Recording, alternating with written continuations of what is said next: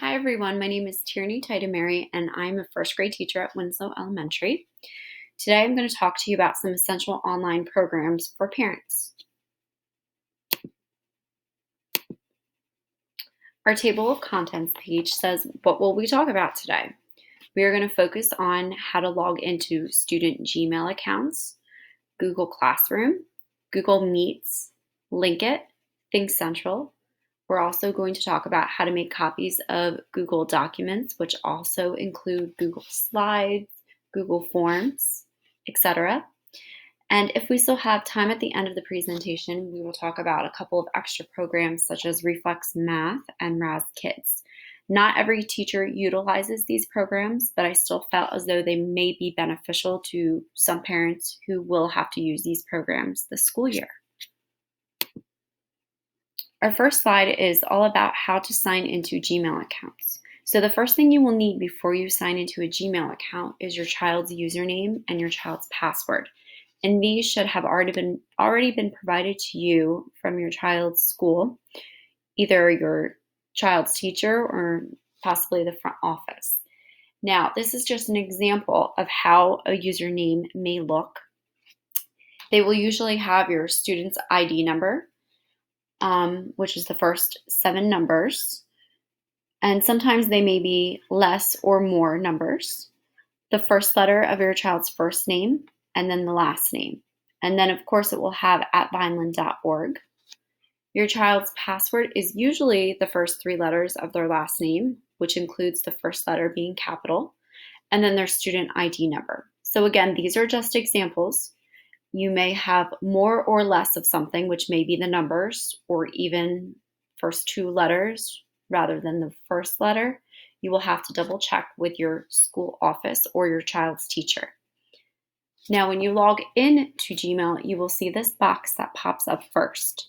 Again, your child's username is the email address that you will be typing in first. You will then type in the password, click sign in. Now, what I'm going to do next is I'm going to pull up a new tab.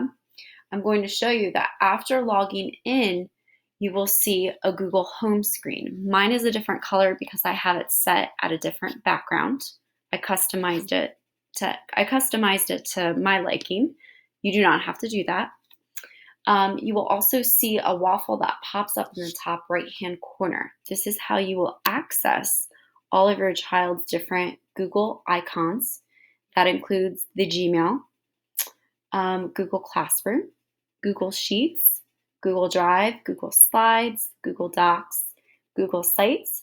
Your child will also have a calendar where they can save events, as well as Google Meets, and this will alert them as to when they have an event or when they have a Google Meet. There's also the actual Google Meet app as well, where you can join meetings. So now we're going to flip back to my presentation just to make sure we're on track. So again, all usernames and passwords should have already been handed out to you and your child. When you are inside your child's actual Gmail, that's where you find the emails that your child will receive either from their teacher or even through Google Classroom, which is when your child's teacher posts announcements or classwork assignments. You get an automated email sent to your child's Vineland username email account. Again, we have the review of the waffle where you can find the other Google apps. The Gmail icon is where the emails will be sent to your child's email. Okay, now we are going to jump into Google Classroom, which is our step 1. And again, the easiest way to get to your child's Google Classroom is to find that icon within the waffle setting. So once you find your icon, this is very important because this is how you are either going to join a new classroom or go to your child's current Google Classroom. Your child's teacher will have a Google Classroom as well as special area teachers. So this is very important that you visit this on a daily basis. After you have clicked upon the Google Classroom icon, it will take you into the next step, which is step 2. If your child is not in any Google Classrooms at this time, you will need to click at the top right-hand corner. There's a plus sign, just like in my slide. You click that plus sign, and this is where you will type in the codes of the Google Classrooms that you would like to join. You can only type in one code at a time. My example listed is my current Google Classrooms that I'm a part of as a teacher. So this would be my Google Classroom for my first graders. And then there's other teachers like our guidance counselor, basic skills teacher, and special area teachers that also have Google Classrooms. I want you to keep in mind that every school is different. So not every teacher or guidance counselor or basic skills teacher may have a Google Classroom. I'm just modeling what's present at our school. Okay, we are going to go to step 3. So once you enter a Google Classroom, whether it's your child's teacher's classroom or a separate Google Classroom, there are different themes that you will notice. Every teacher designs their theme within their Google Classroom different. And usually whatever that theme is or background, you will notice those colors throughout the stream as well, or when there are assignments posted. So first of all, I would like to focus on our stream tab and classwork tab. So this is again a model of just my Google Classroom. So when you first enter the Google Classroom, the stream is what you automatically look at right away. This is normally where teachers will post announcements, special events coming up, or possibly even links. In the classwork tab, that is where assignments will be, and we will focus on that in 1 second.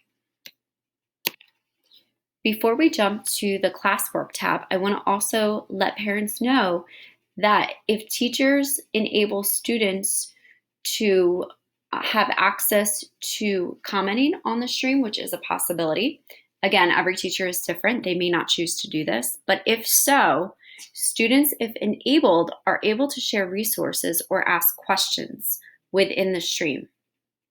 Okay, so keep that in mind. That does not mean assignments will be posted in the stream. Assignments will be within the classwork tab. So again, there is a difference. I have an example of something, an announcement that I posted just on my stream. So an announcement is just letting parents know of an upcoming event or something that is important. However, when you see classwork or assignments posted, you will see on the stream that it will alert you, but it will only alert you with a little clipboard inside of a round circle. And it gives you a little snippet, that means a small clip of what the assignment is. So it will show up like this on the stream if it is an assignment. You will be able to click on that assignment and it will take you to the direct instructions and document. Okay, so again, the difference using the stream is when you have an assignment that's a post, it will just come up alerting you on the stream. In order to click an assignment, it will have to have the little round circle with the clipboard on it.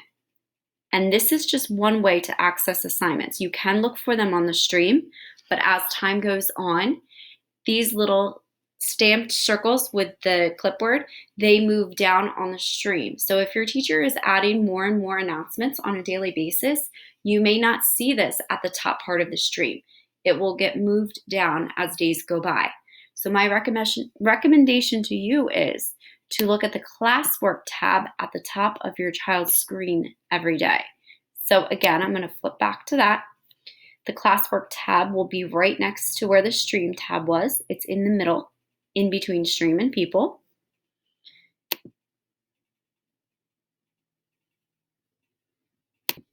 So now we are going to focus on finding assignments within the classwork tab. I had just said that the classwork tab is in between the stream and the people tab on your main stream page.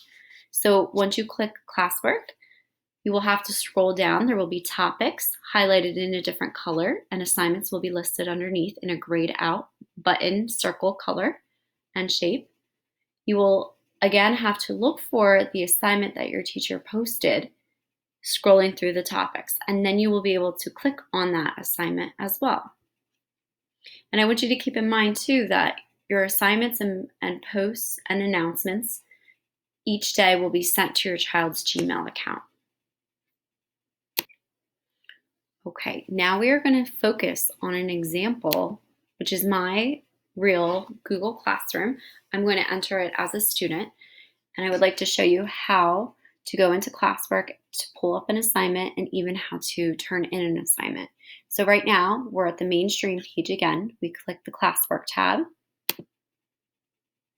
And then inside of the classwork tab, you notice that I have different topics. My students had an assignment yesterday for September 4th, which I'm going to click on. And remember, this is a student view, it is not a teacher view. So I click inside of that assignment. And previously, I did another virtual open house with my students, and I modeled how to do this. So you're going to notice that in the top right-hand corner, it already says this assignment was turned in. But don't worry, I will give you another example in 1 second. So here is my Google Slides assignment. I also had my daily attendance form. Not every teacher may do this, but this is just an example. So I'm viewing the assignment right now. I posted the directions up at the top. My students had to go into this document. They had to complete my assignment, and then they had to return back to this Google Classroom tab or Google Classroom page, and they had to make sure they turned in the assignment on here so it was alerted on my end that they had completed the task for the day. So what this button would normally look like, let's switch back to this screen, is you would see a box that looks like this. It says your work, the word assigned, and then it says mark as done. So in order for your child to complete that task, they need to mark and click the green button that says mark as done. After that is completed and they've marked it, you will see the box now looks like this. It says your work turned in. So after that is completed, then your child no longer has to worry about turning in the assignment. The teacher will then decide whether or not they will return the assignment back to the student after it is graded, which is a possibility. It doesn't always happen, but you will see that your child has received a specific score. So that is helpful. The next topic that we are going to focus on is Google Meet. There are a few different ways that your child can be invited to a Google Meet. They can be invited through their school email, which would be an email invite created by the teacher. They can also be invited in their Google Classroom, which again, this is the teacher's decision whether or not they would like to put a Google Meet link in the heading of their Google Classroom. And please keep in mind that even though there may be some parents that have access to their child's Google Classroom through their own email address, it's very important that your child signs on using their @vineland.org email address every day, because if not, and you do not have an @vineland.org email address, then you will not be able to see the link inside of the heading. You have to have an @vineland.org email address because that is our organization that we are a part of within Google. Okay. The next way that your child could be invited to a Google Meet is by just being sent an actual URL link by their teacher. Their teacher may decide, I'm just going to post this link inside of Google Classroom. And then the directions may say, please just click on the link. So that's another option. I also want to just switch back to the first option, which was the email invite. When your child receives an email invite for a Google Meet, again, this is sent to the Gmail account, and you will see that you can either accept, which would be that you would click yes, and then the event or the Google Meet would be saved to your child's calendar button inside of that waffle that we previously talked about. And this is extremely helpful because you get an update or an alert that tells you that there is a meeting or an event coming up. So again, very helpful. So we have that option, the Google Classroom option, which again, you would have to check with your teacher to see or not if he or she is doing it that way. Third option would just be to click on the URL link that your teacher sends to you or posts somewhere. Okay, moving right along. this is how to enter a Google Meet. And I am going to try to show, I don't know if I will be able to show an example through here, but I'm going to go through the actual screen of what it looks like before you join. So after you click on one of those invites, whether it is through your child's Gmail account, Google Classroom, or just a URL link, you are going to see a screen that looks like this. On the screen, there are buttons at the bottom, a microphone button, and then a video screen button. To your right, you will also see a Join Now. And I have those marked off as distinguished areas that we will focus on. So it is very important that your child has their microphone muted before they enter a Google meeting. A lot of times when teachers are teaching, if there's background noise going on or other people in the background, it's very distracting and it's hard to hear the teacher speaking or other students. So I highly recommend that your child practices how to mute themselves before entering a meeting. The second button is the video button. The video button just means that your camera is either on or off. Depending on your teacher, which I'm sure most teachers are going to want to see their students every day, you want to make sure that video button stays on. Okay. And in order to flip something back on or off, you just have to click on the same button again. Okay. After your microphone is muted before your child enters and the video camera is turned on, you're going to want to click the Join Now button, and that takes you directly into the Google Meet. Two very helpful Chrome extensions are Grid View and Nod Reactions. So when I say Chrome extension, I'm talking about a helpful add-on to something within Google. So the helpful add-ons that we are going to be discussing right now is Grid View and Nod Reactions. These two Chrome extensions will help your child within Google Meet, and I'm going to show you two examples in 1 second. The Grid View allows you to see every participant at once. So just like in Zoom, you can see every single person's face all in one screen. And the reason for this, why I say it's so helpful, especially at the beginning of the year when your child's just getting to know their teacher and their classmates, they're going to want to see what they look like and they're going to want to see what's going on. So I highly recommend adding this extension. There is also the Nod Reactions extension, which is very cool. I will show you an example of that as well. In the Nod Reaction Chrome extension, you get to use emojis to interact within the Google Meet without having to directly speak or say anything. So you'll see in a couple seconds that your child will be able to use the emoji hand raise in order to ask a question rather than unmuting themselves and hearing that background noise. The teacher will then be able to see it on her or he or she's end to see that the child has a question.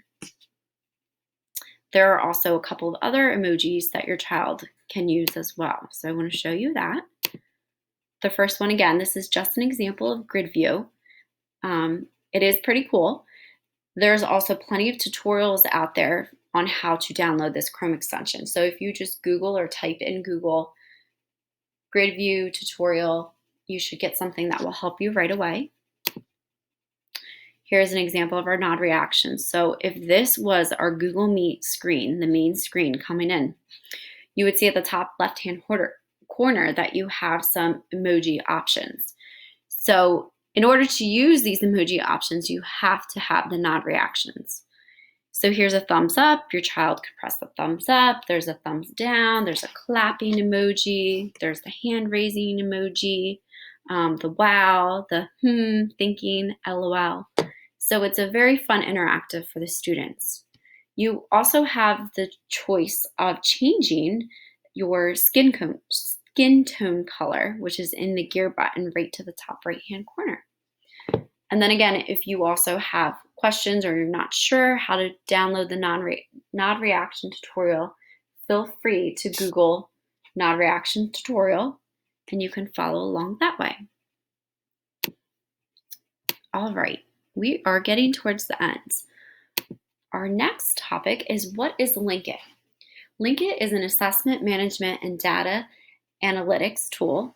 On the specific website, your child will take assessments for the classroom and the school district. So as you can see on this slide, there is a Linkit URL. That would be the URL in order to click and get there. Linkit will be very helpful, especially when your child is taking an assessment.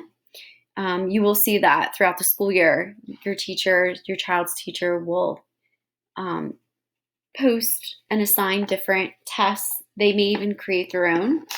You will also see that the school district requires teachers to give specific assignments that are connected to the school district itself. So it's very important that you know about Linkit.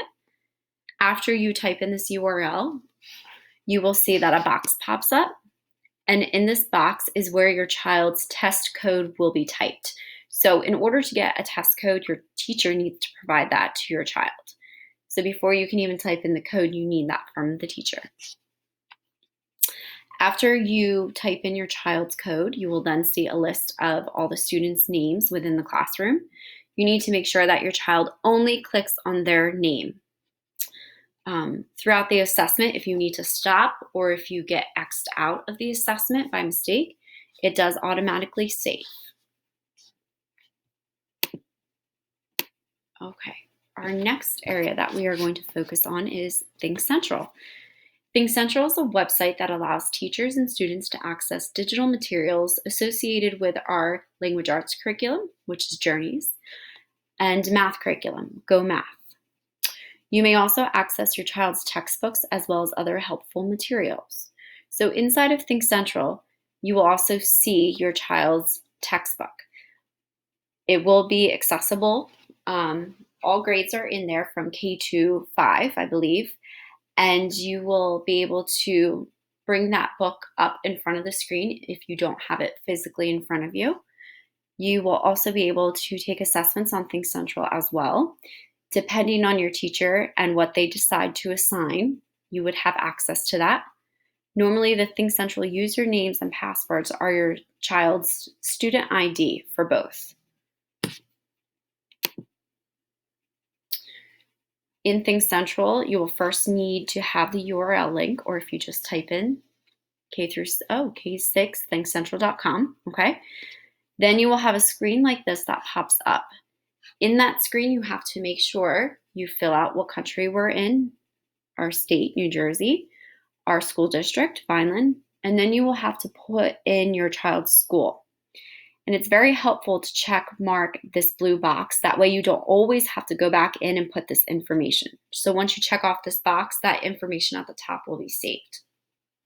Down at the bottom is where you will put your child's username and password. And this will be given to you through your teacher.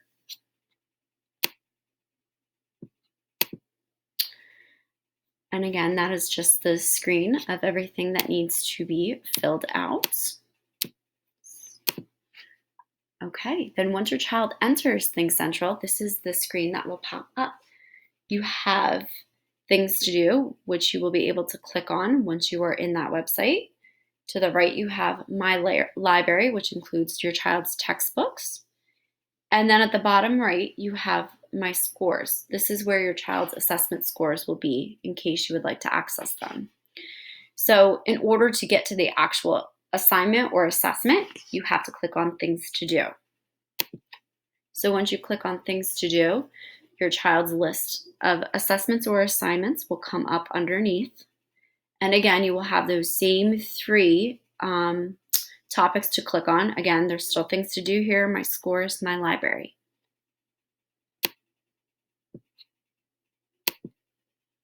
Okay, next topic is make a copy of a Google file.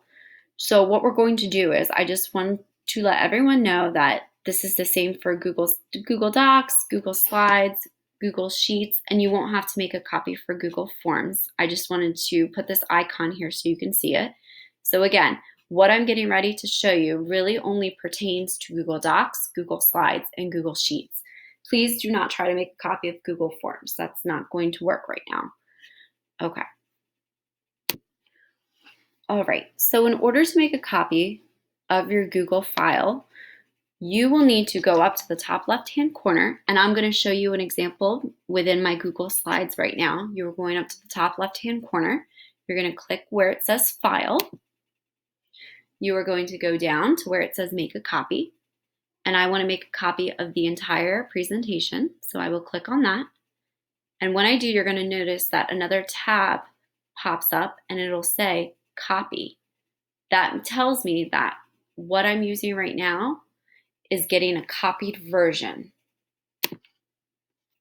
So I'm going to, if I wanted to not have it say copy, I could change the title up here. But for right now, I'm going to leave it as copy. So I'm going to click OK.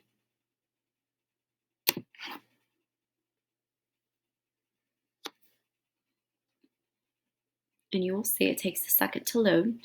You will see that at the top where my tabs are, this was my original Essential Online Program slideshow, and I just created a copy version. So since I just created a copy version, your child will now have editing rights within this document because this document is now a copied version. Before, they only had rights to view. They couldn't edit because the teacher had her settings, he or she's settings changed in the share button. So they want you to know that if it's view only, you have to know how to make a copy. Again, that was File, Make a Copy, Entire Presentation, and then the copied version pops up in a separate tab. Okay? All right, I'm going to X out of that part. I'm going to go back into my original slides. We are going to move on to Reflex Math. Now, not every school has Reflex Math, but Winslow does utilize this program, and there may be other schools that I just don't know off the top of my head. So I just want to familiarize parents who do and will use this program. So Reflex Math is an individualized and adaptive computer program that is designed to help students learn and master basic addition, subtraction, multiplication, and division facts.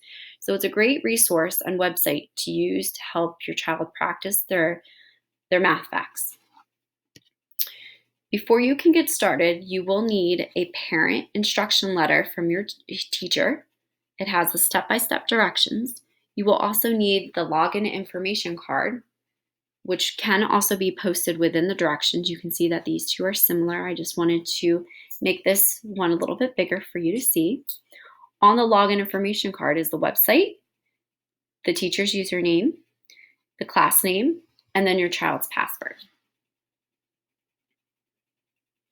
And if for some reason you are still unsure about how to access Reflex Math, you can always Google Reflex Math tutorial, and all of that information is extremely helpful.